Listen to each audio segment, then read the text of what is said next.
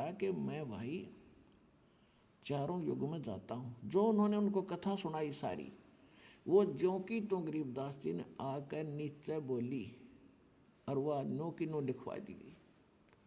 तो कहा कि मैं काशी में धानक रूप में रहा करता था, वहाँ दिखा करता, लोगों को कपड़ा बुनता, और मैं एक एक दिन बेटा हजार हजार जगह प्रगट होकर और अपने तेरे भाई बहनों को ज्ञान सुनाया करता। लेकिन वो तो इतने अंधे हो लिए, इस काल की भांग पिए पड़े हैं भाई, उनकी आंखें नहीं खुलती। मैं रोवत हूँ सृष्टि को, सृष्टि रोवे मोहे, गरीबदास इस वियोग को हो समझ न सकता कोई। गरीबदास जी को भगवान समझा रहे हैं कि गरीबदास, वो भोले, वो सभी मुझे खोद रहे हैं। हे सुखदाई परमात्मा, हे संकट मोचन, हे मंगल करने वाले परमात्मा, आप कहाँ हो, हमें सुख दो। और मैं जब जाके कहता हूँ कि मैं परमात्मा हूँ तो ये मेरी मानते नहीं, मेरा ज्ञान नहीं सुनते। हमारा ज्ञान किन्हें ना सुनिया, ये पर भी लेने जाते हैं दुनिया। पर भी नहाने जाते हैं कुंभ के मेला पे, और उड़े कत्लेआम हो जाता है, एक्सीडेंट दुर्घटना में मर जाते हैं, और कोरा पाप कमाते हैं, वहाँ कोई लाभ नहीं। उन बच्चों को काल ने इनको इतना भ्रमित कर दिया।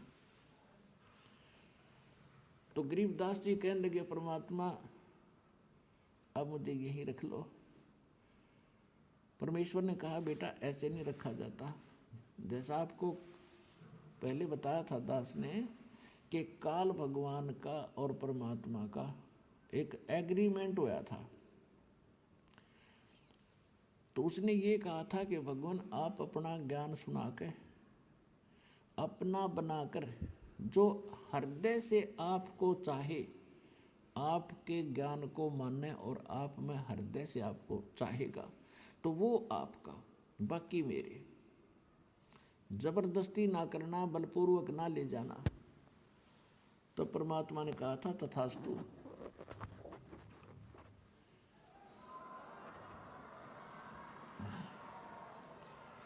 परमात्मा ने कहा था, कह दिया था कि ठीक है, मैं बलपूर्वक नहीं लेके जाऊंगा और अपना ज्ञान सुनाऊंगा। और दूसरी बात यह है कि जब आप यहाँ से गए भक्ति धन से परिपूर्ण थे, उतने ही भक्ति कमाई करके यहाँ आ सकते हो, वैसे नहीं आ सकते। अब तो मैं लाया हूँ आपको, लेकिन आप यहाँ रह नहीं सकते। अब बालक थे, आंखों में आंसू भर आए, क्योंकि वहाँ जाने के बाद पता चलता ये क्या है, ये तो नरक दिखाई देता। यहाँ का चाहे सारी पृथ्वी का राजा हो, कति नरक दिखाई देता उस सुख की तुलना में। तो परमात्मा ने कहा कि बेटा तू चिंता ना कर, मैं तेरे साथ रहूँगा और ये ऐसा मंत्र दूंगा, जल्दी ही आप भक्ति युक्त हो जाओगे। ऐसा नाम दूंगा, सतनाम और सारनाम, कि बहुत जल्दी भक्ति धनी बन जाओगे।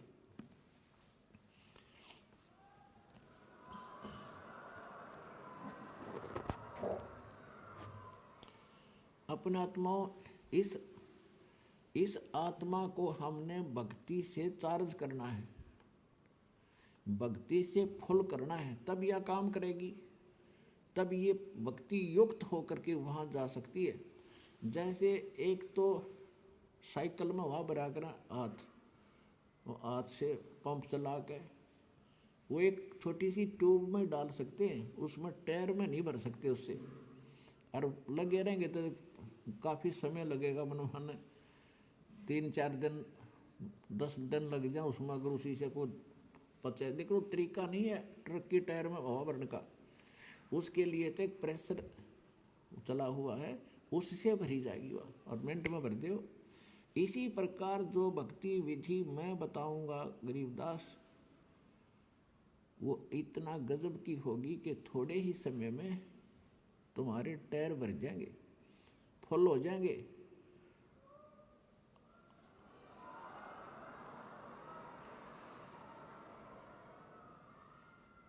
और फिर कितना लोड धर के चल पड़ी हो, ककार उठा देंगे वह। तो जब भक्ति युक्त आत्मा हो जाएगी फिर इसने कोई रोक नहीं सकता। आस्था वहाँ हो जहाँ आशा ता बासा होई। इस ज्ञान से आपकी एक ऐसी आस्था बनेगी, और इस संसार आप देख ही रहे हो, इसका तो आपको पता ही चल जाएगा, क्योंकि पहले तो आप अपने संसारिक व्यवहारिक काम में व्यस्त थे, लोगों को देख रहे थे, मान लिया था इतना ही काम है मनुष्य जीवन का, बच्चे हो गए, इन्हें पाल दें, इनका विवाह कर दें, फिर इनका संतान हो जाए, मर जाए बेच सके, इतना ही जान रखा था हमने। अब पता चलेगा इसके मूल कार्य का।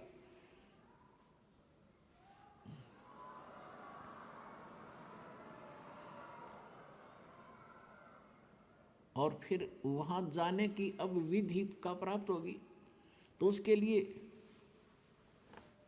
परमात्मा ने उनको बताया कि एक मंत्र है 2 अक्षर का, दूंगा तेरे को, जिसमें एक ओम है, एक दूसरा गुप्त है, और तेरे को दूंगा, लेकिन आप किसी को और को भी बताना नहीं। एक लिख देना अपनी एफिडेविट रूपी वाणी में, अमरवाणी में। और कबीर सागर में, कबीर साहिब की वाणी में कुछ इन लोगों ने गड़बड़ कर दी थी, जिस कारण से परमात्मा ने अपनी महिमा की वाणी गरीबदास जी को अपना साक्षात्कार करवा कर सतलोक ले जाकर वापस छोड़ कर उससे कंप्लीट लिखवा दी। कबीर सागर में भी 90% 80% बातें सत्य हैं, 20% इन्होंने अपने हिसाब से उल्टी सुल्टी कर ली, इनका समझ में आई को नहीं। इन नकली कबीर पंथियों के जिन्होंने अपने अनुकूल लगी उसको वैसे ही थोड़ा सा चेंज कर दिया, फिर भी उसमें सत्यता बहुत कुछ है। और गरीबदास जी ने फिर क्लियर कर दिया। अब क्या बताया गरीबदास जी ने अपनी अमृतवाणी में बताया है।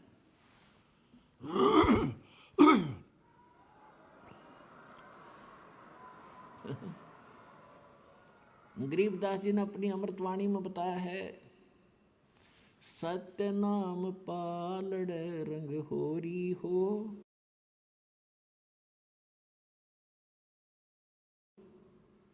भाई 14 लोक चढ़ावे राम रंग होरी हो, 3 लोक पास्यंग धर रंग होरी हो, तो ना तुले तुलाया राम रंग होरी हो। होरी माने जैसे हम होली मनाते थे ना, होली खेलते थे, तो गरीबदास जी के पास जो गरीबदास जी वापस नीचे आए थे, उन किसी ने कहा कि महाराज आओ होली खेलेंगे, होली। परमात्मा बोले भैया नकली होली नहीं खेला करते हम, अब हमें पता चल गया वो असली होली खेलेंगे राम रंग वाली, राम के रंग में हम रंगे गए, और ऐसे रंग गए यूँ फिर कदे ना उतरा मेरा। तो उसके बारे में बता रहे हैं, मन राजा खेलन चला रंग होरी हो, उस पर पटन पर लोक राम रंग होरी हो। फिर कहते 3 सत्य नाम पालड़ रंग होरी हो, 14 लोक चढ़ावे राम रंग होरी हो, 3 लोक पास्यंग धर रंग होरी हो, तो ना तुलाया राम रंग होरी हो। सतनाम का जो 2 अक्षर का मंत्र है उसकी कीमत बता रहे हैं गरीबदास जी, भगवान से सुनने के ऊपर। परमात्मा ने उनको बताया, उन्होंने फिर हमें बताया, तो परमात्मा गरीबदास जी को बता रहे हैं। एक सतनाम का सिमरण श्वास और श्वास उश्वास से करने से, क्योंकि ये 2 मंत्र हैं और 2 ही प्रकार से इसका जाप होता है।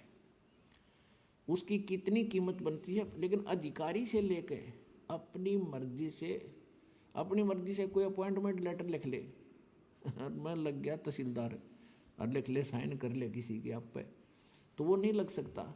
वो तो अधिकारी ही अपॉइंटमेंट लेटर पे वो भर चाहे कोई, 2 साइन उसके होने चाहिए ओरिजिनल।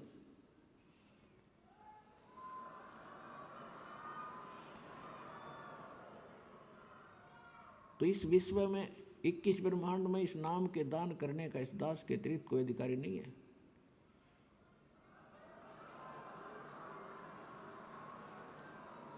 और यदि कोई नकली इस दास से ये मंत्र सभी प्राप्त करके और अपने आप दुकान खोल कर बैठ गया, नाम देने लग गया किसी को, तो सबसे बड़ा दुश्मन है मानव समाज का। अपना नाश करेगा और 100-200 हज़ार को और ख़राब करके उनका भार भी सिर पर धर लेगा। तो उनसे भी सावधान रहना है, ऐसे नकलियों से बचना है और बचाना है अपने भाई बहनों को, मानना उनको प्यार से। देखो यूँ मार्ग है प्यार का, इसमें धक्का नहीं चलेगा। भगवान का अनुबंध है, उस काल के साथ एक एग्रीमेंट है कि ज़बरदस्ती ना करना। तो आपने इस फार्मूले को अपनाना है, ज़बरदस्ती नहीं करना, प्यार से समझाना अवश्य। चाहे कोई गाली दे, आपने बुरा बोला है।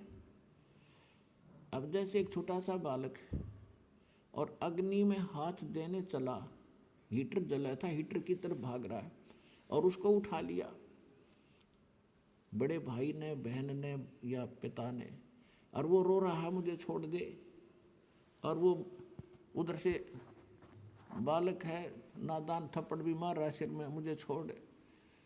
तो हम नहीं छोड़ सकते उसको, उसका बुरा भी नहीं मान सकते कि बालक इसको पता नहीं, और छोड़ दिया तो जलेगा यूँ। तो ये कहते हैं ना, भावनाओं को ठेस पहुंचाता है रामपाल। रामपाल भावनाओं को ठेस नहीं पहुंचाता, आपका जीवन बचाता है।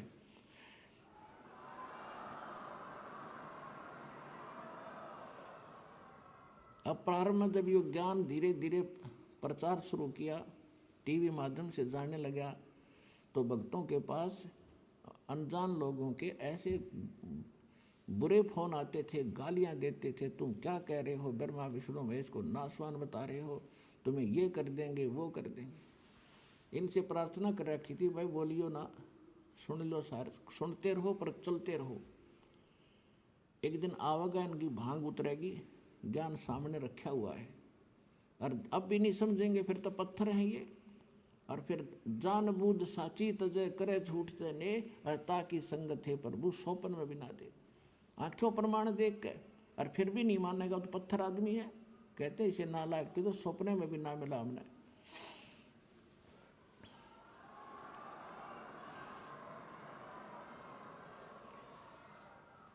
तो इसी प्रकार आपका प्रयत्न है, प्रत्येक भाई बहन को समझाओ, और कोई ऐसी गलती कर रहा है उसको समझाओ, क्यों पाप का भागी बन रहा है, ऐसी गलती मत करो।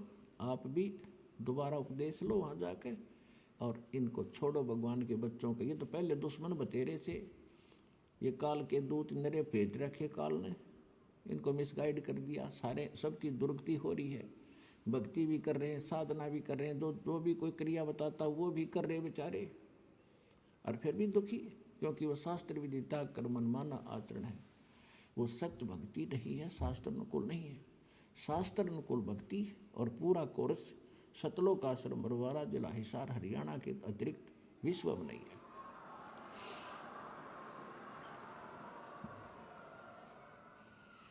तो प्रसंग चल रहा है कि एक सतनाम के जाप को अधिकारी इस दास से प्राप्त करके एक भी सांस अपने स्वरित और निरत मन और पवन, इन चारों पदार्थों को एकत्रित करके लेना है।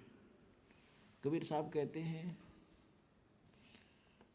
कहते माला तो कर में फिरे और जिव्या फिरे मुख माही, मनुआ तो चहु दिस फिरे ये तो सुमरण नाही। कबीर साहब कहते हैं कि हाथ में तो माला मणिया घूम रहा है, और जीभ मुख में घूम रही है, और मन कहीं घूम रहा है, ये सुमरण नहीं होता। कहते हैं सुरत नरत मन पवन पर, और सतनाम का वो जाप लगातार चले। सुरत नरत मन और पवन इकट्ठे रखे। जैसे आप सिमरण करते हो, सांस के सिमरण सतनाम दिया है, या प्रथम मंत्र भी जाप करते हो, उस पर ये जाप ये ध्यान रखे कि जैसे आप प्रथम मंत्र पे बोलते हो, प्रथम मंत्र बोला प्रथम मंत्र का, तो ये सोचा ये किसके विषय में है। 5-4 जो लगातार जो मंत्र करें, 5-4 बार ये अभ्यास करें, ये किसका है। और उसके बाद बेशक शीघ्र करो, लेकिन ये ध्यान रहे मैं बोल क्या रहा हूँ। जैसे तो आप बोलते हो सत सुकृत अवगत कबीर, तो फिर इस क्या बोल रहा हूँ ये शब्द है, इस शब्द के साथ इस चित्त यानी मन को लगाना है और ध्यान रहे कि मैं क्या बोल रहा हूँ, कौन से अक्षर का उच्चारण कर रहा हूँ। तो इसमें स्वरित और नृत्य अपने आप रहेगी कि किस जाप को कर रहा हूँ। स्वरित, नृत्य, मन और पवन। पवन माने वायु, जो श्वास के सिमरण से संबंधित है ये, कि इस पर श्वास जब जाप करो तो इसके साथ ये सांस भी ध्यान हो कि मैं बाहर कौन सा छोड़ रहा हूँ, अंदर कौन सा ले रहा हूँ और कौन मंत्र का उच्चारण कर रहा हूँ। ये आपकी स्वरित और नृत्य में रहना चाहिए। मैं के बोलूँ हूँ, अपनी सुरती उस पर लाए रखे।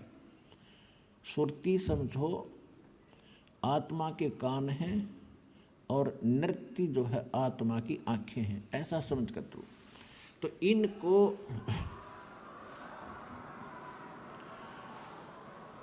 अब जैसे सुमन करते हो तो क्या मैं बाहर छोड़ रहा हूँ, कौन से मंत्र का उच्चारण अपने आप होता, श्वास से महसूस होता मैं क्या बोल रहा हूँ, उस पर ध्यान रहे अंदर क्या ले रहा हूँ। तो ये सुमन बने आपका ध्यान कहीं और उश्वास करें, जो खेचम खेचा, इससे कोई लाभ नहीं। स्वरित नृत्य उस पर लगी रहे, मैं क्या बाहर छोड़ रहा हूँ, क्या अंदर ले रहा हूँ, या प्रथम मंत्र में किस किस जाप को कर रहा हूँ। जब जल्दी करते हो, क्योंकि स्वाभाविक हो जाता है, जल्दी करना पड़ता है, तो उसमें ये सोचा मैं बोल के रहा हूँ। पहले तो ये पता हो कि किस किस का जाप है, ये 2-4 बार अभ्यास करके फिर बेसिक केवल शब्द पर ही ध्यान रख सकते हो। के बोल रहा हूँ, कौन सा मंत्र बोल रहा हूँ, हरियम बोल रहा हूँ, किलियम बोल रहा हूँ, उस पर ध्यान रहे। तो वो उस पर जरूर रहना चाहिए, वो नहीं माड़ा फेरे जाओ। तो ऐसे ही इस सतनाम पर बात चल रही है कि सतनाम पालड़े, तराजू के एक पलड़े में ऐसे किया हुआ श्वास उश्वास स्वरित नृत्य और मन और श्वास के साथ किया हुआ एक श्वास के सिमरण की ओनली एक मंत्र, सांस बाहर छोड़ा और अंदर ले लिया, पूरा हो गया एक मंत्र। इस एक मंत्र के जाप को तराजू के एक पालड़े में रख दो, उसकी कीमत, और दूसरे पलड़े में 14 लोक, विष्णु का लोक, शिव का लोक और ब्रह्मा जी का लोक, धर्मराज का लोक, नीचे के ये ताल पताल उतल सारे, और ऊपर के गोलोक और दुर्गा का लोक, ब्रह्मलोक, सपतपुरी, स्वर्ग और नरक। स्वर्ग नरक ये अलग 3 लोक न्यारे हैं।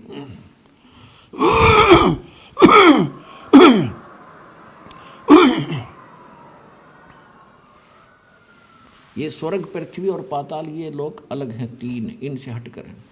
तो क्या बताया है कि ये 14 लोक उस महास्वर्ग तक एक पालड़े में, उस दूसरे पालड़े में रखते सतनाम के श्वास के से तोलने के लिए।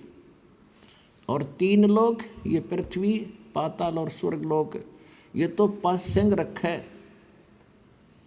पास्यंग क्या होती है आजकल के एजुकेटेड बच्चों को पता नहीं, क्योंकि ये ज्ञान गूढ़ रहस्य है और अपनी लोकल लैंग्वेज में ये एक सूक्ष्म वेद है। तो दास का जन्म ऐसे समय में दिया, दास ने दोनों जमानों की लैंग्वेज का ज्ञान हुआ, जिस कारण से इन गूढ़ रहस्यों को आज समझ सका। और इस ग्रंथ को, गरीबदास साहिब जी के ग्रंथ को आज के बालक पढ़ कर देख लो, इन्हों का डरते, इसमें पता नहीं क्या लिख रखा है, क्योंकि वो भाषा उन्होंने अपने उस समय की भाषा में लिखा। तो उसमें क्या लिखा है, पासिंग किसे कहते हैं। जैसे हमारे यहाँ दास का जन्म किसान परिवार में हुआ, तो हमारे घर पर ये व्यापारी लोग आते थे, कोई चने तो ले जाता था, कोई बाजरा, कोई गेहूँ। तो वो क्या करते थे, जब तोलते समय हमारे पिताजी कहते थे कि भाई लाला जी अपनी तराजू चेक करा पहले। वो देखते थे अगर थोड़े से अनबैलेंस्ड होती तो जिस कणक को हम वो सौदा करने आया था, जैसे गेहूं का ढेर पड़ा है और उसी को तोलना था, तो गेहूं ही एक मुट्ठी उठाई उस ढेर में से और तराजू को एकसार करने के लिए, एररलेस करने के लिए, उसकी त्रुटि निकालने के लिए एक पलड़े में वो थोड़े से गेहूं डाल देता था, 2-4 ग्राम, और जिससे वो डिफेक्ट तराजू का ख़त्म हो जाता था तो उस तरफ बट्टे रख देता था। और फिर उसके बाद वो सौदा कणक का तो घना था, वो पासिंग तो उसका तो कोई सौदे में अकाउंट है नहीं उस पासिंग का, तो जो रखे थे इतने गेहूं, तो ये पासिंग समझो। तो अब क्या बताते हैं गरीबदास जी, सतनाम पालड़े रंग होरी हो। सतनाम के 2 अक्षर हैं, वो तो स्पष्ट लिखा है वाणी में। सतनाम तो दास इसलिए बोल रहा है, इसको थोड़ा सा सार्वजनिक कम कर रहा हूँ अभी, वैसे कर तो दिया तकरीबन। वो 2 अक्षर का नाम है, एक ओम और दूसरा वो तत्, सांकेतिक है। कहते ये सतनाम है 2 अक्षर का, ये 2 अक्षर के नाम का जाप सतनाम कहलाता है। तो कहते सतनाम पालड़ रंग होरी हो, और 14 लोक चढ़ावे राम रंग होरी हो। 3 लोक पासेंग धरे रंग होरी हो, तो ना तुले तुलाया राम रंग होरी हो। ओए होए।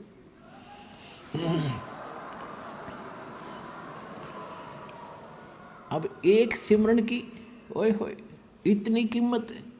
और परमात्मा खुद अपनी वाणी में बोलते हैं, कबीर कहता हूँ कहीं जात हूँ, और कहूँ बजा के ढोल, श्वास जो खाली जात है ये 3 लोक का मोल।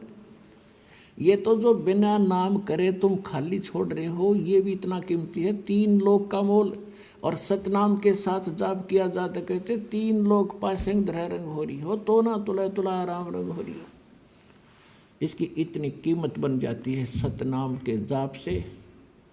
और फिर सारनाम, ओए होए, उसका तो कहना है कि तो आपके ऊपर जो रहम किया है,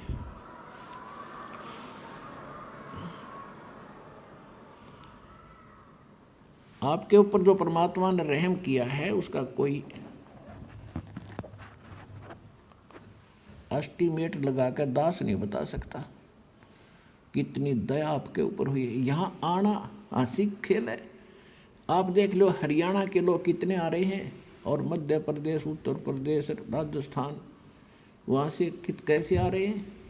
तो कहते हैं अभी तक इन्होंने ज्ञान नहीं, या इनके इतने अच्छे संस्कार नहीं बने हैं जो यहाँ तक पहुँच सके। तो एक दिन ऐसा आवेगा, परमात्मा ने बोल रखा, पूरा विश्व ने ही ये ज्ञान स्वीकार करना ही पड़ेगा, और कोई विकल्प नहीं है, नहीं तो घने दुखी हो जाएंगे।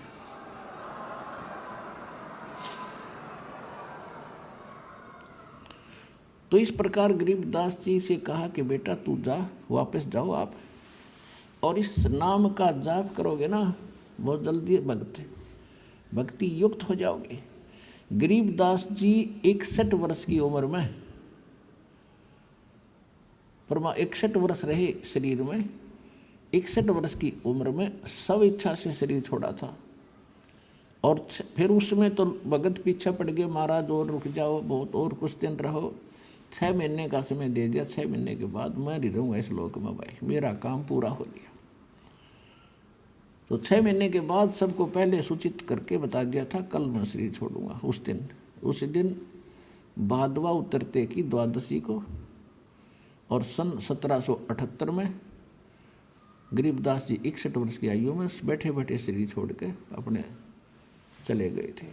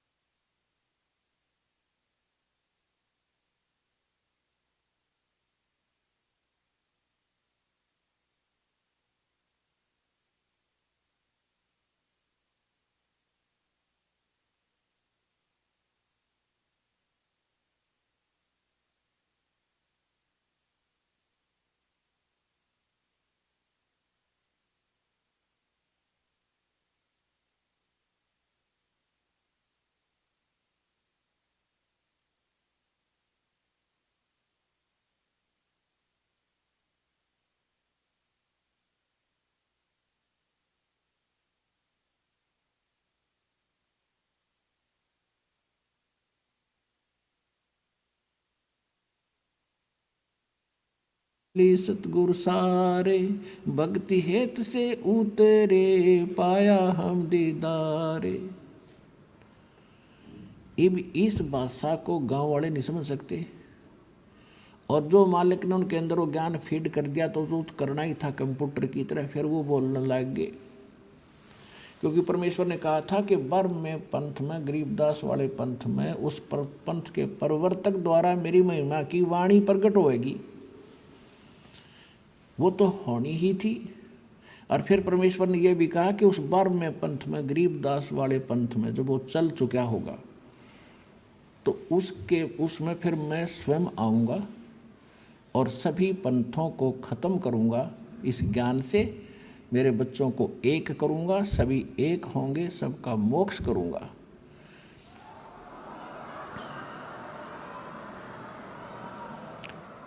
तो उसी गरीबदास वाले पंथ में ये दास भेज रखा, उस परमपिता ने अपना दास भेज दिया, अपना नौकर भेज दिया।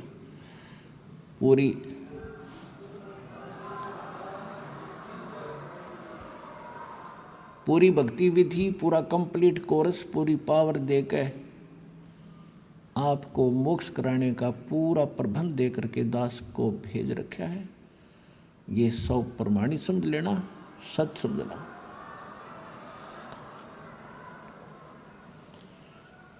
अब ऐसे ही गांव वालों ने सोचा, भाई बाबा जी ने जंतर मंत्र का दूध पिला दिया, जादू जंत्र का टोने टोटका करके कुंवारी गाय का दूध निकाल कर पिला दिया और लड़की का लड़का पागल हो गया। अब वो बात करें सिद्धीर, वो जवाब दे कहाँ गया था, वो कौन था बाबा जी, तो वो क्या बताया करते, अनंत कोट ब्रह्मांड का एक रति निभारे, सतगुरु पुरुष कबीर हैं वो कुल के सृजनहारे। और फिर क्या बताते थे, अलल पंख अनुराग है सुन मंडल थीरे, दास गरीब उधार दिया मोए सतगुरु मिले कबीर। अब गांव वाले क्या समझे इन गुड ड्रेसिंग को, तो उनको पागल कहने लगे, गरीबदास जी को पागल, बावड़ा, पागल हो गया लड़का, कोई बात नहीं करता ढंग से। तो न्यू सोचा भी कोई बात नहीं, लड़की इस बावड़े ने देख कर जी लेगी, ये जीवित तो हो गया, पागल है जैसा भी, या लड़की मरा हो नहीं था इसकी माँ, अब इसको देख कर ही अपना जीवन जी लेगी, ये कहकर सब्र कर लिया। उसके साथ उसके बाद झाड़ फूक वालों को भी दिखाया, जादू जंत्र वालों को भी दिखाया, लेकिन उस पर क्या असर करे था जादू जंत्र वाला, वो तो जिसने जादूगर ने जो मंत्र कर रखा वो ही चलेगा फिरते।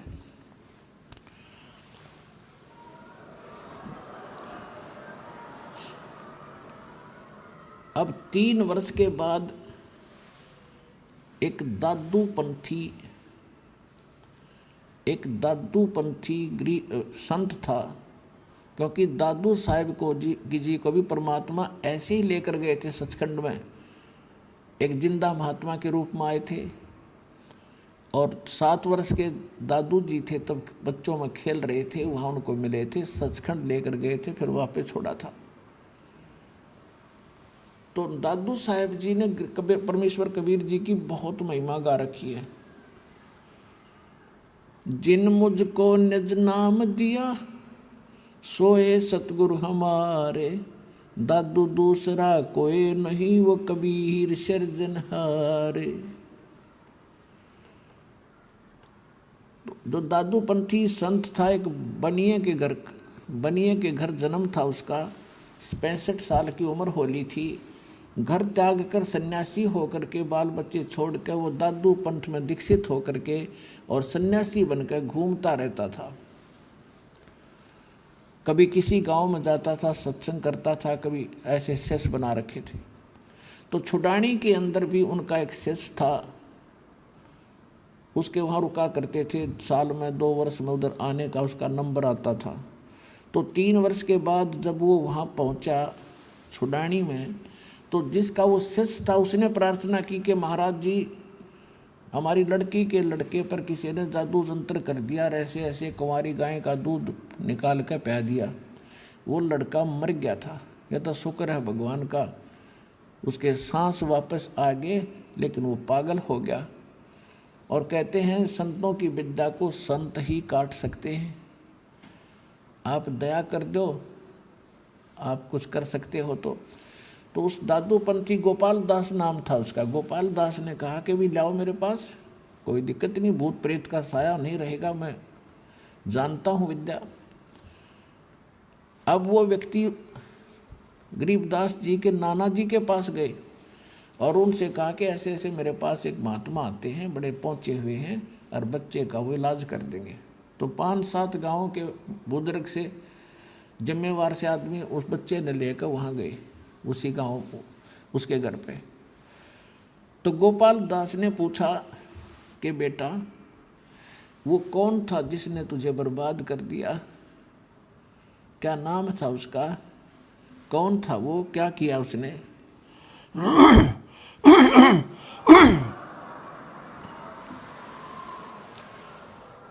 तो गरीबदास जी ने कहा कि मुझे बर्बाद नहीं किया, मुझे आबाद कर दिया। अजब नगर में ले गए हमको परमेश्वर आने, जल के बिंब अगाध गति हम सूते चादर ताने। हम सुल्तानी नानक तारे दादू को उपदेश दिया, जात जुलाहा भेद न पाया वो काशी माहे कबीर हुआ। अनंत कोट ब्रह्मांड का एक रति नहीं भारे, सतगुरु पुरुष कबीर हैं ये कुल के सिरजनहार। काफी देर तक गरीबदास जी ने वो अमृतवाणी की बौछार लगा दी। अब गोपाल दास का होश हवास उड़ गए कि गांव वाले इसने पागल कहे, अरे तेरा गजब हुई, ये तो अनमोल रतन से भरे पड़े हैं ये बच्चे, ऐसी अनमोल वाणी, ऐसा ज्ञान मेरे हृदय में टच कर रहा है, मुझे एक एक वाणी इसकी। तो कहने लगा वो 65 साल का महात्मा उन बुजुर्गों को,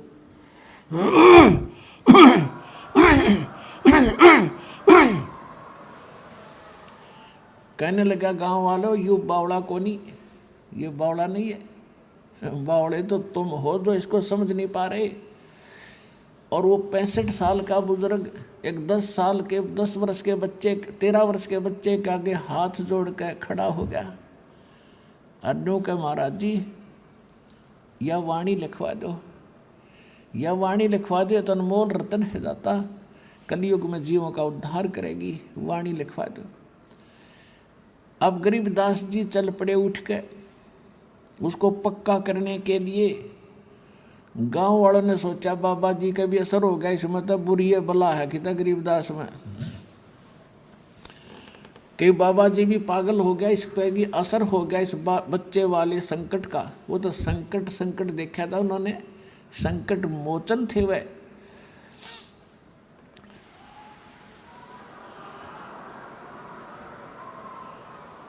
अब 3 दिन तक वो गोपाल दास उनसे विनय कर रहे हैं, जब भी मिल जाते हैं 1-2 घंटा उनसे प्रार्थना करते हैं, फिर उठ कर आ जाते हैं।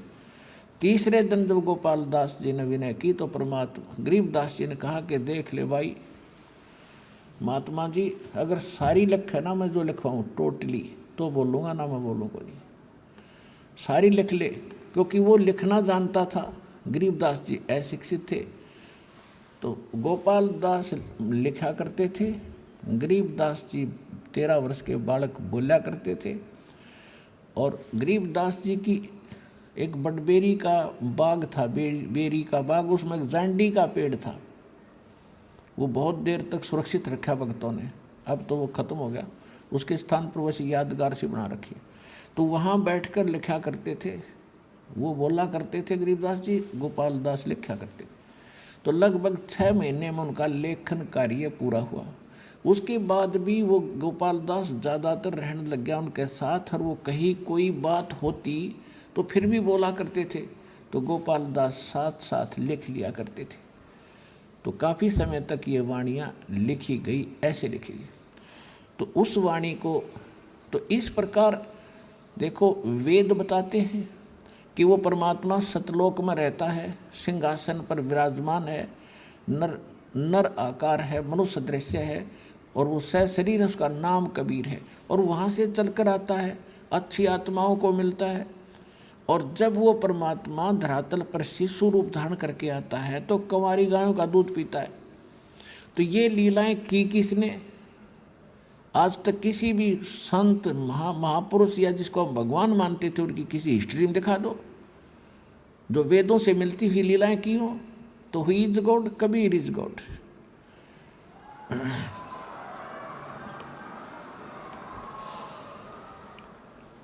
तो वेद बताते हैं और वही लीला परमात्मा ने की है और आंखों देखा संत बताते हैं। और अब भी विश्वास ना होगा तो फिर कब होगा? यानी विश्वास तो होगा ही होगा, लेकिन जो ना सुनते उन्हें एक बार ये कड़वा सा लग गया है, और फिर देखना कितना मीठा होगा। तो आज का जो विषय था कि परमात्मा को पर विश्वास हम कैसे करें, कि वहाँ कैसा लोक है, कैसा स्थान है। तो गरीबदास जी ने कहा है, अरस कुरस पर श्वेत गुमट है, ता सतगुर ता परमेश्वर का डेरा। श्वेत छतर सिर मुकुट विराजय, देखत ना उस चेहरे नू। गरीबदास ये वक्त जात है, रोवोगे इस पैरे नू। कि समय जा रहा है, इस मनुष्य जीवन को प्राप्त करके यदि भक्ति सत्य नहीं की, पूर्ण संत की तलाश नहीं की, तो फिर रोया करोगे, उस समय फिर हाथ नहीं लगेगा। तो समझा है तो सिर धर पाओ और बौर नहीं रे, ऐसा तो सत साहिब। अब आपको कुछ भक्तों के अनुभव सुनाएंगे। पुणात्मा, बहुत अंधेरा हो गया अपने हृदय में। हमने आज तक भगवान के ज्ञान की और भगवान की छींट भी प्राप्त नहीं हुई थी। तो इस अज्ञान को हटाने के लिए, परमात्मा में दृढ़ता से लग जाने के लिए आपने सारा कोर्स करना पड़ेगा। जो भक्त अपनी अनुभूति बताते वो भी सुनो, आप में घनी दृढ़ता होगी, विश्वास होगा। नहीं, मन तो अविश्वास पैदा करना चाहता है कि यहाँ से एक बार निकल जाए इस स्थान से, फिर मैं नाप देख लूँगा कितना धक्के खाओगे। तो यहाँ से निकलने के बाद कितना ठिकाना नहीं मिलेगा आपको। बिन साहेब की बंदगी कहीं ठोर ठिकाना ना। सुनो भाई,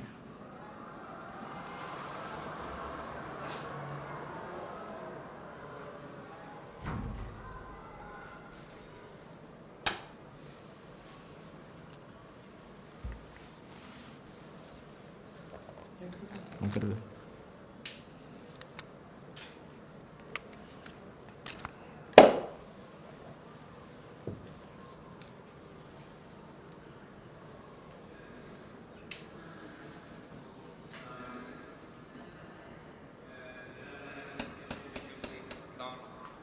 क्या काम करते हैं? मैं जी एक ठेकेदार पेंट का काम करता हूँ मैं।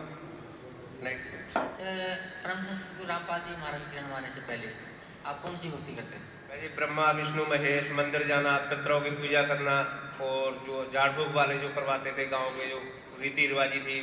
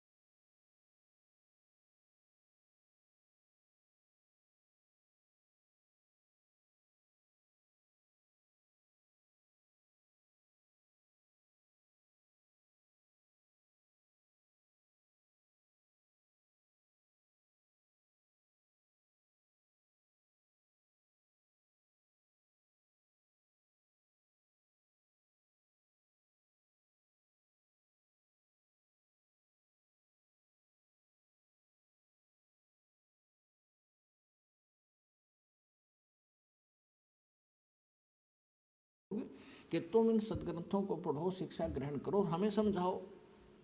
अब उन्होंने उनके लिए उनकी वो भी रख दी, भाई तुम्हारी पूजा भी देंगे, दक्षिणा देंगे तुम्हें, तुम अपना एक का काम करो, अपना परिवार पोषण भी करो और सदग्रंथों को पढ़ो और हमें समझा दो, इतनी सी बात है।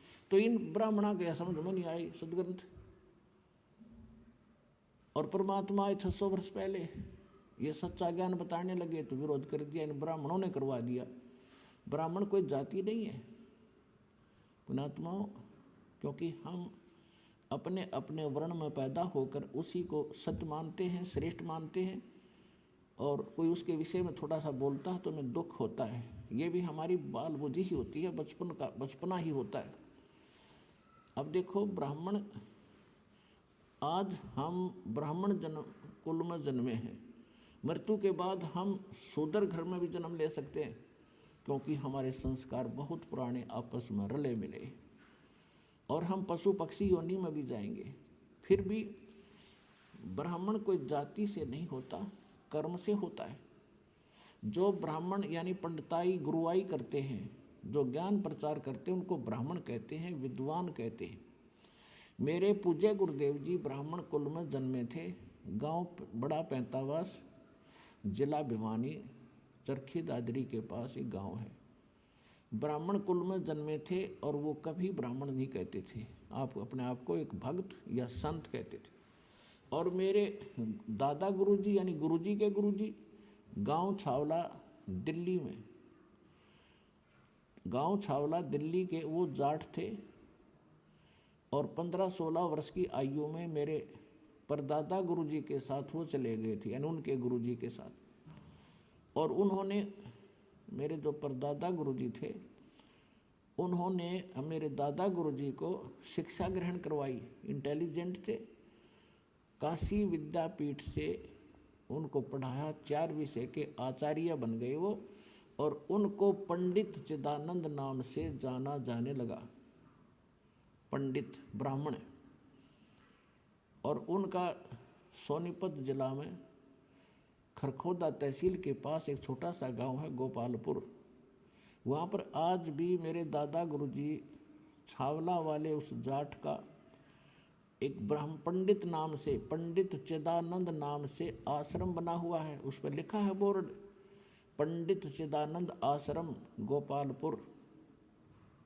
वो जाट होते हुए पंडित कहलाए, और मेरे पूज्य गुरुदेव जी ब्राह्मण होते हुए भी कहा करते, नहीं मैं वो पंडित नहीं हूँ, वो आचार्य नहीं हूँ जो जिन्होंने पंडिताई यानी शिक्षा ग्रहण की। पंडित हो, जो पंडित उसको कहते जो विद्वान हो जाए, परमात्मा का। गुरुजी कहते थे मैं संत हूँ, भक्त हूँ, और आप भी कल्याण कराता हूँ और आपका भी उद्धार करता हूँ। पंडित तो मेरे गुरुजी थे। तो इसी प्रकार हम जो दास साहब को ये कह रहा है, जिनको सदग्रंथों का ज्ञान होता था, हम उनको पंडित कहते थे। ब्राह्मण उसी को कहते हैं, भक्त को ब्राह्मण कहते हैं। ब्राह्मण उसको कहते हैं जो परमात्मा से परिचित हो जाता है, ब्राह्मण सोए जो ब्रह्म पहचाने। तो कहने का भाव यह है कि उन पंडितों ने जिन्होंने इन सदग्रंथों को पढ़ा, वो विद्वान बने, वो इनको समझ नहीं सके। पढ़ना अन्य चीज होता है, समझना मूल वस्तु है। गुरु बिन काहू न पाया ज्ञाना, जो थोथा बुस छिड़े मूड किसाना। भाई सतगुरु बिन काहू न पाया ज्ञाना, जो थोथा बुस छिड़े मूड किसाना। भाई गुरु बिन वेद पढ़े जो प्राणी, समझन सार रहे अज्ञानी। तो पुण्यात्माओं, इस दास से पहले और उन महापुरुषों के अतिरिक्त जिनको भगवान सीधे मिले या परमात्मा के अतिरिक्त इस विश्व में किसी को भी अध्यात्म ज्ञान नहीं था। ये सभी वेद ज्ञान विरुद्ध साधना बताते और करते रहे ब्राह्मण होकर के। ये सभी अज्ञानी थे। पुण्यात्माओं, ये शब्द यदि कहीं कहा जाए बगैर प्रमाण के तो इंसान का गला नहीं उतरा, बल्कि नो का यो मूर्ख आदमी है, सब न अज्ञानी बतावे। अज्ञानी का अर्थ है जिनको अध्यात्म ज्ञान नहीं, वेद ज्ञान नहीं, गीता ज्ञान नहीं, पुराणों का भी वो ज्ञान नहीं, यानी हमारे सदग्रंथों से अपरिचित जो गुरु हैं वो अज्ञानी हैं और वो गुरु पद बेशक प्राप्त किए हैं। तो इन बातों का धीरे धीरे समाज को पता भी चलेगा, क्योंकि इसीलिए आपको शिक्षित किया है। प्रमाण दास आपके रूबरू करता ही रहता है, आगे भी करते रहेंगे। अब जो प्रसंग चल रहा है हम उसी पर आते हैं। अब परमात्मा लेकर के गरीबदास जी की आत्मा को और सचखंड पहुंचे, सतलोक में पहुंचे। सतलोक का आपको दास वर्णन कर रहा है कि वहाँ 3 पोर्शन है सतलोक के, सचखंड के। जैसे अपने राजधानी है दिल्ली की, एक तो उसमें बाह्य क्षेत्र है बाहर का जिसमें गांव आते हैं, वो भी दिल्ली ही कहलाती है। और फिर उसके बाद आता है शहर का हिस्सा जहाँ बाजार बने हुए हैं, वो सेकंड पोर्शन। उसके बाद आता है अपनी राजधानी स्थान, अपने जो राजा लोग रहते हैं, प्रधानमंत्री जी रहते हैं, राष्ट्रपति जी रहते हैं, यानी वो स्थान, वो तीसरा स्थान है। तो इसी प्रकार उस सतलोक के भी 3 पोर्शन हैं।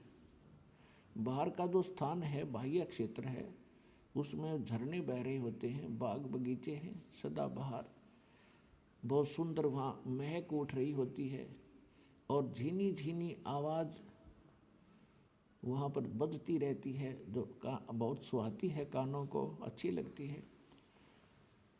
तो वहाँ कोई दुख नहीं, कोई कष्ट नहीं, कोई रोग नहीं, राग द्वेष नहीं, अभाव नहीं किसी वस्तु का, जिस कारण से वहाँ राग द्वेष नहीं। और सबको एक जैसा शरीर है, सबको एक जैसा ही वहाँ पर व्यवस्था उपलब्ध है। वहाँ कोई छोटा और बड़ा नहीं, वहाँ कोई अमीर और गरीब नहीं, वहाँ कोई शूद्र और उच्च वर्ण के नहीं, ब्राह्मण नहीं। तो वहाँ पर राग द्वेष होता ही नहीं। और वैसे भी वो शरीर जो आपको मिलेगा वो ऐसनाविरम शुक्रम कायम ऐसनाविरम, वहाँ जो आपको शरीर प्राप्त होगा उसमें नाड़ी तंत्र नहीं होगा, एक तत्व से बना हुआ होगा। उसकी बनावट और उसके अंदर जो मशीनरी है वो बहुत अच्छी होती है, वो कभी नाश नहीं होती। और वहाँ जो आप खाते पीते हो वो कहीं विसर्जन करने के लिए नहीं जाना पड़ता, उस बॉडी में उतना ही कंज्यूम हो जाता है। उसमें एक ऐसा सिस्टम मालिक का बनाया हुआ है। तो कहने का भाव ये है कि वो सुख हम यहाँ खोज रहे थे युगों से। अब जैसे नमक की बोरी में 1000 बोरी रखी हो नमक की, उसमें खांड का टेस्ट कोई ढूंढे तो वहाँ तो हो ही नहीं सकता। वो तो बूरा की बोरी में मिलेगा और दोनों एक जैसे कलर में एक जैसे हैं, रंग एक जैसा है, बोरी एक जैसी है। इसी प्रकार उस सतलोक की या नकल है। सतलोक में एज इट इज सृष्टि है। यहाँ तो ये अब खत्म हो गए, जैसे पेड़ पेड़ कति कंडम हो गया काम सारा ही। तो वहाँ इसलिए उसको सतलोक, अमरलोक, अजरलोक कहते हैं। वहाँ कोई वस्तु नष्ट नहीं होती। और वहाँ के और यहाँ पर आप देख रहे हो ऐसी ही व्यवस्था है, ऐसे ही सृष्टि है और ऐसे ही वहाँ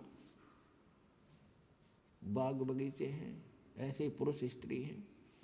और ये नकली संत सतलोक की महिमा गाते हैं, राधा स्वामी वाले या और भी कोई भी कबीर पंथी हैं, कहते हैं वहाँ प्रकाश ही प्रकाश है, चेतन ही चेतन है, और परमात्मा निराकार है। आत्मा परमात्मा में ऐसे जाकर मिल जाती है जैसे बूंद समुद्र में, बस कोई अस्तित्व नहीं रहता। तो ये कहते हैं सटदल उवा बाई बकदा, ये उवा बाई बक्के थे। इनको ना आत्म अनुभव, स्वानुभव नहीं, ना इनको ज्ञान, परमात्मा का ज्ञान समझ में आया, ना इनको गुरु ठीक मिले, जिस कारण से इन्होंने ऐसे विधान सिद्धांत बनाकर हमें भ्रमित कर रखा था। तो वहाँ पर ये सृष्टि, ये स्थिति है और वहाँ जाने के बाद आपकी फिर कभी मृत्यु नहीं होती। अब एक सोचने की बात है, एक गरीब आदमी जिसके पास मुश्किल से 1-2 कमरों का मकान हो और उसको कोई कह दे चाल तुझे 500 एकड़ जमीन बना बनाई कोठी इतनी सुंदर और उसको चल वहाँ तुझे देता हूँ, या तो उसका विश्वास नहीं होगा, और विश्वास होगा 2 मिनट लाओगा छोड़ेगा ढूंढने का पड़ा रहेगा, चल अपना हमारा ही मौज वो पड़ा रहेगा कि जिसका कोई बरतो चाहे ना बरतो। तो ऐसा ही है जो दास आपको बता रहा है, या तो आपका विश्वास नहीं होगा लेकिन विश्वास दास करा के छोड़ देगा।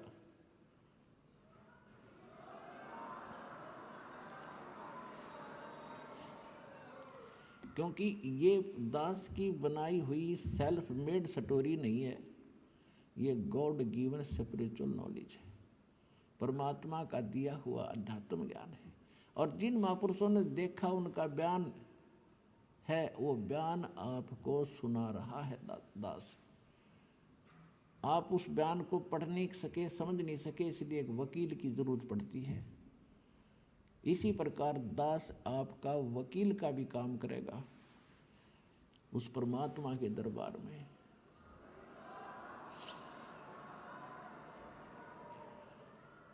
कर ले गुरु वकील मुकदमा भारी है, भाई कर लो गुरु वकील मुकदमा भारी है।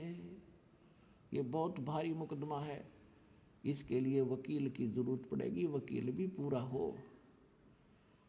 जिन विधान का नहीं पता, संविधान का नहीं पता, और वो वकील बने फिरे हैं, दस यानी नकली संत बने फिरते हैं, ऐसे संतों को करने का, ऐसे वकीलों को भी करने का कोई फायदा नहीं जो वहाँ जवाब ना दे सकें।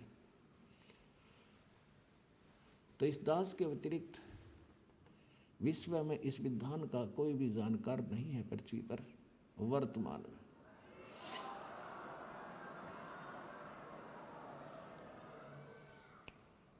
परमात्मा गरीबदास जी को लेकर गए जिंदा महात्मा के रूप में, और गरीबदास जी देखकर उस लोक को हैरान रह गए। अजब नगर में ले गए हमको सतगुरु आने, जल जल के बिंब अगाध गति हम सूते चादर ताड़े। अजब नगर में ले गए भगवान मुझे खुद आकर के, ये प्रमाण दे रहे हैं गरीबदास जी, अपना एफिडेविट बता रहे हैं वाणी में। तो वहां जाकर क्या देखा कि परमात्मा बैठे हैं सिंहासन के ऊपर, ऊपर सफेद छत्र और सिर पे मुकुट है, जैसे राजा विराजमान होते हैं। और उन परमात्मा के चेहरे को में इतनी रौनक है, इतनी समाइल है कि देखते ही आत्मा खुश हो जाती है। और जो ही गरीबदास जी ने देखा कि ओहो ये बैठे हो भगवान, तो भाई हो न देखते ही रह गया उनके चेहरे की तरफ। उधर से एक परमात्मा अपने दूसरे रूप में, जिंदा महात्मा के रूप में जो नीचे गए थे, वही जाकर के एक चमर उठाते हैं। चमर जैसे आप देखते हो यहाँ ग्रंथ साहिब पर करते हैं, पीछे ये घोड़ी के से बाल से आ रहे सफेद सफेद, ऐसा चंवर करते हैं और उठाकर चंवर करने लगे जो सिंहासन पर बैठे भगवान के ऊपर। अब गरीबदास जी देख रहे हैं कि ये बाबा जी जिंदा महात्मा यहाँ का, इनका कोई शिष्य है, यहाँ का नौकर है, सेवक है, जो भगवान पर चंवर कर रहा है, और परमात्मा ये है जो सिंहासन पर बैठे। उसी समय सिंहासन पर बैठे परमात्मा खड़े हुए और नीचे से जिंदा महात्मा के रूप में जो गए थे भगवान, वो उस अनंत कोट ब्रह्मांड के सिंहासन पर विराजमान हुए।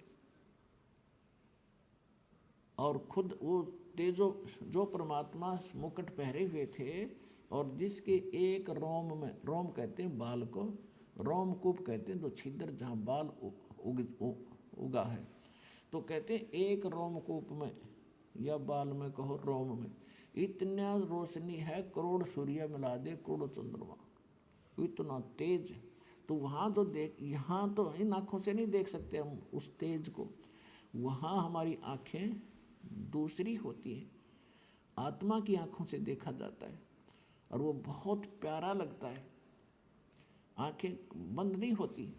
तो गरीबदास जी देख रहे हैं। तो उसी समय क्या हुआ, उसने सोच रहे थे कि ये है गुरु, और फिर ये असमंजस में पड़ गए, अभी भगवान कौन सा इनमें, बाबा जी तो उस पर बैठ के कुर्सी पे और भगवान खड़े हो गए चौर करें जिंदा के रूप पर। थोड़ी सी देर में वो तेजो में शरीर, वो जिंदा महात्मा वाले शरीर में समा गया और एकदम उनका नूरी शरीर हो गया, परमात्मा तेजो में शरीर हो गया।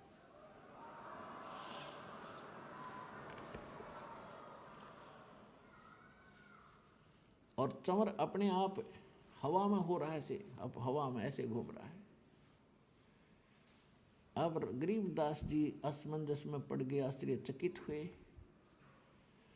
तब परमात्मा ने उसको कई घंटे तक वहाँ ज्ञान सुनाया कि बेटा आप देख रहे हो ये स्थान है तुम्हारा, आप यहाँ रहा करते थे, चींटी तले का हाथी तक, गधे कुत्ते सूअर बने फिर रहे हो, वहाँ राजा बनकर, इंद्र बनकर, स्वर्ग में देवता बनकर आप फूले नहीं समाते हो, वो तो नरक है, वो तो कीड़े की कुंड का आग्रह है ना, वो स्थान है वो 21 ब्रह्मांड इस लोक की तुलना। वो तो गरीबदास देख ही रहे थे कि सचमुच भगवान है। अब कहते हैं गरीबदास जी को मालिक ने बताया कि मैं भाई चारों युग में जाता हूँ। जो उन्होंने उनको कथा सुनाई सारी, वो ज्यों की तो गरीबदास जी ने आकर नीचे बोली और वह नो की नो लिखवा दी गई। तो कहा कि मैं काशी में धानक रूप में रहा करता था, वहाँ दिखा करता, लोगों को कपड़ा बुनता, और मैं एक एक दिन बेटा हजार हजार जगह प्रगट होकर और अपने तेरे भाई बहनों को ज्ञान सुनाया करता। लेकिन वो तो इतने अंधे हो लिए, इस काल की भांग पिए पड़े हैं भाई, उनकी आंखें नहीं खुलती। मैं रोवत हूँ सृष्टि को, सृष्टि रोवे मोहे, गरीबदास इस वियोग को हो समझ न सकता कोई।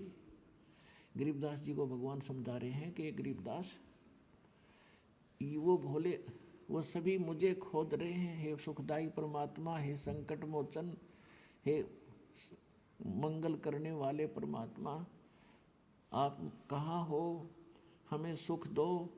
और मैं जब जाके कहता हूँ कि मैं परमात्मा हूँ तो ये मेरी मानते नहीं, मेरा ज्ञान नहीं सुनते। हमारा ज्ञान किने ना सुनिया, ये पर भी लेने जाते हैं दुनिया। पर भी नहाने जाते हैं कुंभ के मेला पे और उन्हें कत्लेआम हो जाता है, एक्सीडेंट दुर्घटना में मर जाते हैं और कोरा पाप कमाते हैं, वहाँ कोई लाभ नहीं। उन बच्चों को काल ने इनको इतना भ्रमित कर दिया। तो गरीबदास जी कहने लगे परमात्मा अब मुझे यही रख लो। परमेश्वर ने कहा बेटा ऐसे नहीं रखा जाता। जैसा आपको पहले बताया था दास ने कि काल भगवान का और परमात्मा का एक एग्रीमेंट हुआ था।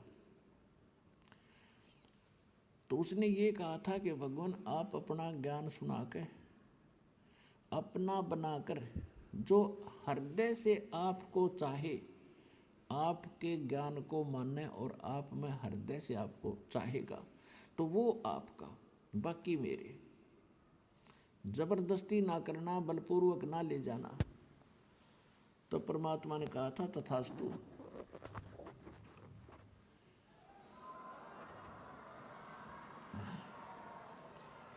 परमात्मा ने कह दिया था कि ठीक है मैं बलपूर्वक नहीं लेके जाऊंगा और अपना ज्ञान सुनाऊंगा।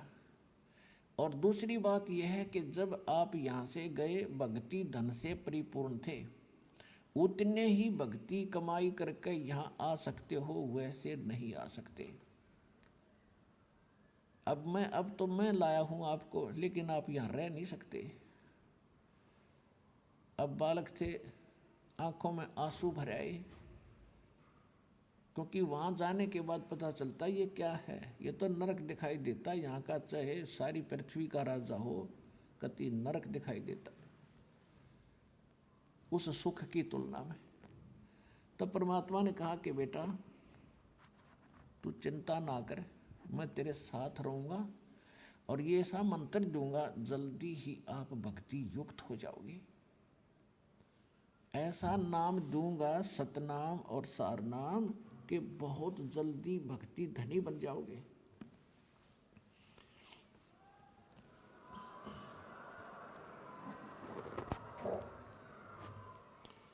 अपने आत्माओं, इस आत्मा को हमने भक्ति से चार्ज करना है, भक्ति से फुल करना है, तब यह काम करेगी, तब ये भक्ति युक्त होकर के वहाँ जा सकती है।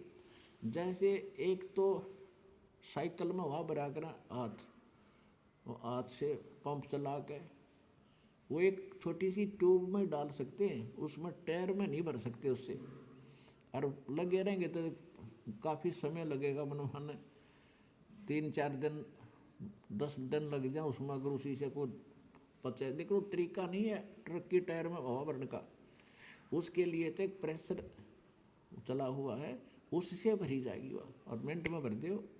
इसी प्रकार जो भक्ति विधि मैं बताऊंगा गरीबदास, वो इतना गजब की होगी कि थोड़े ही समय में तुम्हारे टायर भर जाएंगे, फुल हो जाएंगे।